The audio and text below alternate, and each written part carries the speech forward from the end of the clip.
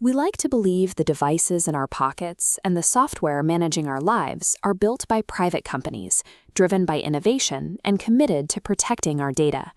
That belief evaporated in the summer of 2025, when the boundary between private enterprise and state intelligence dissolved entirely. A highly classified CIA operation, designed to embed deep cover operatives into the core engineering team of a multi-trillion-dollar tech giant, was catastrophically exposed. The exposure threatened the pillars of the global financial system and placed America's most vital international alliances on the brink of collapse.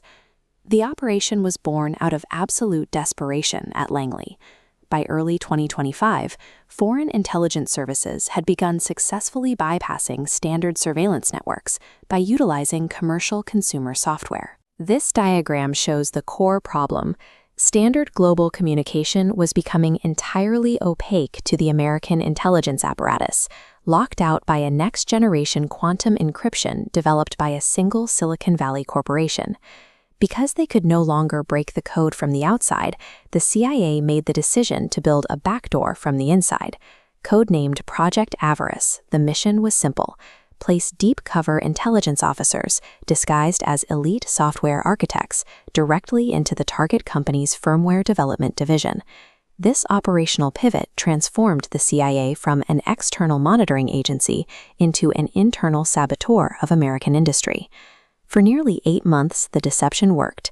The operatives used flawless cover identities, backed by decades of fabricated academic and corporate histories, to climb the corporate ladder. They were granted access to the most sensitive source code on Earth, the foundational operating system powering over 2 billion smartphones, corporate servers, and international banking networks. Operating in the shadows of the company's sprawling campus, they quietly injected a series of micro-vulnerabilities, tiny intentional flaws in the code, into a routine global security update. In reality, the code functioned as a universal bypass, granting Langley untethered invisible access to any device running the software on the globe.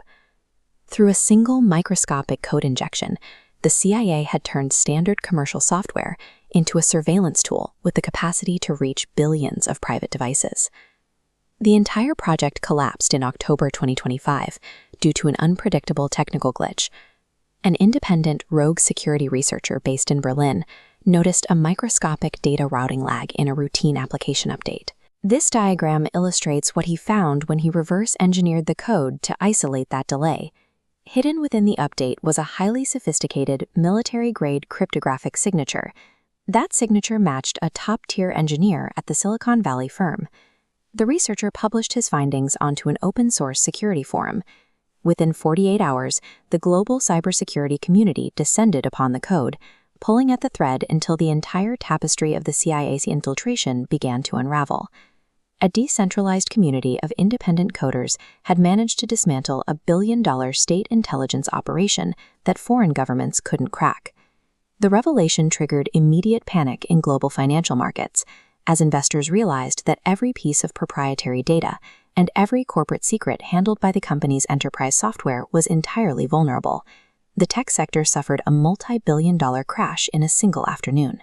The deep cover operatives were extracted from California overnight. They disappeared from their suburban homes before internal security teams or federal investigators could question them. They left behind empty desks and a brand that was permanently destroyed. Every tech employee in the Valley began looking at their colleagues, wondering who among them was an engineer and who was an operative working for the state. The diplomatic blowback was severe. The leaked source code revealed that the CIA hadn't just monitored adversaries, they had been actively spying on the private communications of heads of state and top diplomats within allied nations. The German chancellor issued a scathing public address, demanding the immediate expulsion of American diplomatic staff and threatening to dismantle intelligence sharing agreements that had stood since the Cold War. Emergency summits were called in London, Paris, and Tokyo, where America's allies confronted Washington with undeniable proof of the betrayal. Project Avarice undermined the very national security it aimed to protect by alienating America's most vital international partners. By early 2026, the targeted tech giant was fighting for its life.